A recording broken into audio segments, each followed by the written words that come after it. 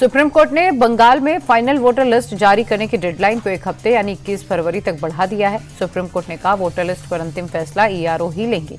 पहले 14 फरवरी को final voter list जारी होनी थी। साथ ही चुनाव अधिकारियों को धमकाने के आरोप में बंगाल के डीजीपी को शो कॉज नोटिस जारी किया गया।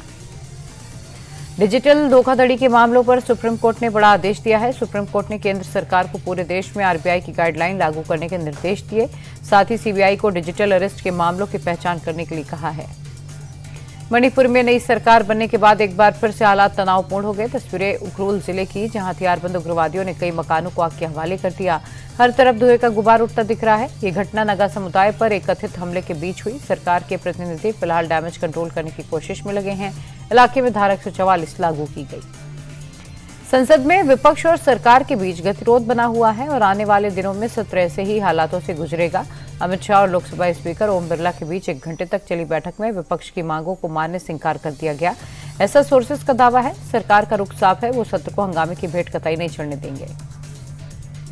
लोकसभा की कार्रवाई में जारी गतिरोध के बीच विपक्ष स्पीकर ओम बिरला के खिलाफ अविश्वास प्रस्ताव ला सकता है। सोर्सेस के मुताबिक खरगे के घर पर राहुल गांधी की विपक्षी सांसदों के साथ मीटिंग में यह फैसला लिया गया। विपक्ष का आरोप है कि सदन में उनके सांसदों को बोलने का मौका नहीं दिया जा रहा। यहां तक कि नेता प्रतिपक्ष राहुल को भी अपनी बात नहीं रखने दी जा रही। लिहाजा विपक्ष लोकसभा अध्यक्ष के खिलाफ अविश्वास प्रस्ताव लाएगा। लोकसभा में राहुल गांधी के बोलने के बाद हंगामा हो गया, जिसके बाद लोकसभा की कार्रवाई कल तक के लिए स्थगित कर दी गई। राहुल ने सदन में कहा कि स्पीकर ने उन्हें बोलने के आश्वासन दिए थे, जिसके पलटवार में स्पीकर ने राहुल को बताया कि उनकी ओर से कोई नोटिस नहीं दिया गया था।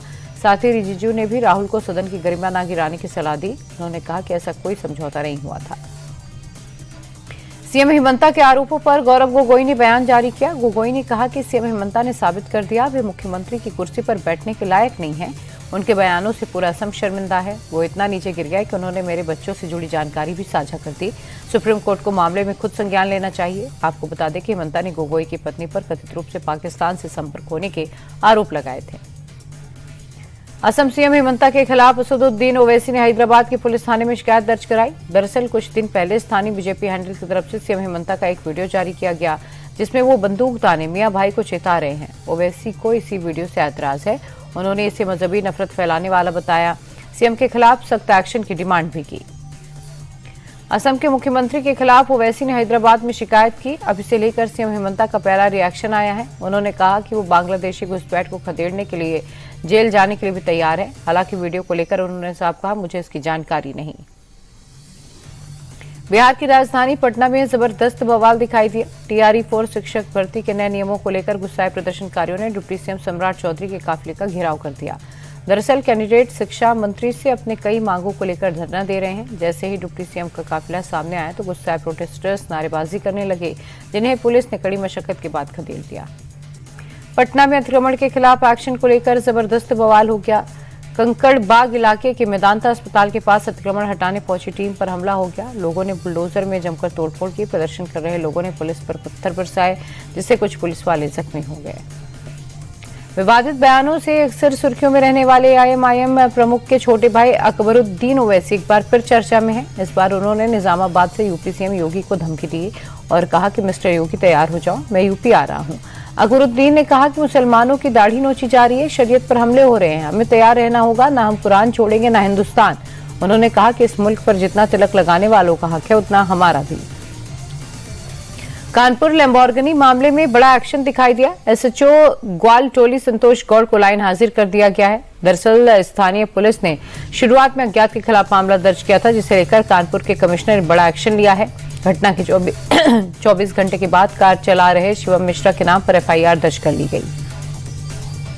उन्नाव रेप केस में कुलदीप सेंगर की जमानत और सजा सस्पेंड से जुड़ी याचिका पर सुप्रीम कोर्ट में सुनवाई हुई। कोर्ट ने सजा पर रोक न लगाते हुए हाईकोर्ट को मामले में जल्द सुनवाई के निर्देश दिए। कोर्ट ने कहा कि हाईकोर्ट ने 1 हफ्ते के अंदर मामले को अपने संज्ञान में लें और पूरी सुनवाई कर 3 महीने के भीतर फैसला करें। कोर्ट ने साफ कहा कि हाईकोर्ट योग्यता के आधार पर आरोपी की अपील का निपटारा करे। हम कोई भी ओपिनियन नहीं दे रहे। जमानत की मांग पर हाईकोर्ट 3 महीने में निर्णय ले। जनसंख्या वृद्धि को लेकर UP AIMIM chief Shaukat Ali का विवादित बयान सामने आया। मुरादाबाद की रैली ने उन्होंने मुसलमानों से ज्यादा बच्चे पैदा करने की अपील की और हम दो हमारे 2 दर्जन का नारा भी लगवाया।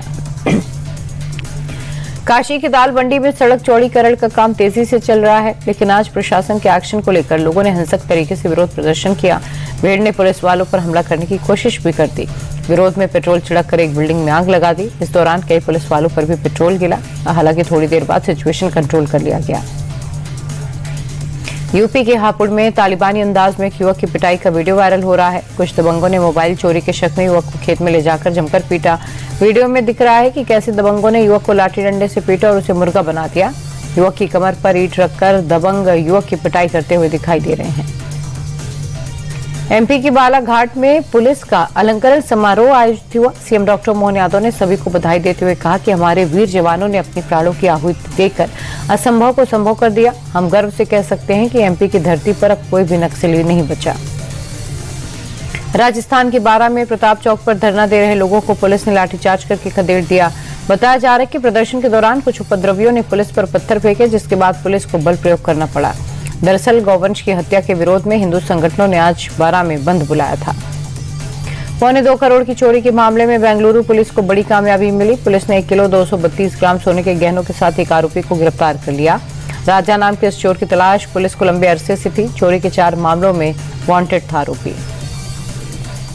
उत्तराखंड के नैनीताल जिले के रामनगर में गुस्साए गजराज गाड़ी का पीछा करते दिखे। दरअसल वन विभाग की लापरवाही की वजह से हाथी ढेला रेंज से बाहर निकल आया था, लेकिन बाइक सवार उसके साथ सेल्फी लेने की कोशिश करने लगा, जिसके बाद हाथी ने सड़क पर जमकर तांडव मचाया। हालांकि युवक बचने में कामयाब रहा और बड़ा हादसा होने से टल गया। शेयर बाजार हरे निशान पर बंद हुआ। सेंसेक्स 485 अंक और निफ्टी 173 अंक बढ़कर बंद हुआ। सेंसेक्स के 30 शेयरों में से 21 में बढ़त और 9 में गिरावट दर्ज की गई, तो वहीं निफ्टी के 50 में से 36 शेयरों में तेजी रही। साथ ही 14 शेयरों में गिरावट दर्ज की गई। मेटल, बैंकिंग, रियलिटी शेयर्स में बढ़ोतरी रही। अच्छे तिमाही नतीजों के बाद एसबीआई का शेयर 7.63% बढ़कर बंद हुआ। अमेरिकी डॉलर के मुकाबले रुपया 9 पैसे कमजोर हुआ, जिसके बाद एक अमेरिकी डॉलर की कीमत 90 रुपये 74 पैसे हुई। फॉरेक्स ट्रेडर्स के मुताबिक दिन भर रुपए में काफी उतार चढ़ाव दिखाई दिया। घरेलू शेयर बाजार की मजबूती और विदेशी निवेशकों की खरीदारी से मिले सपोर्ट को निवेशकों के रिस्क ऑफ रुख ने रुपए को कमजोर किया।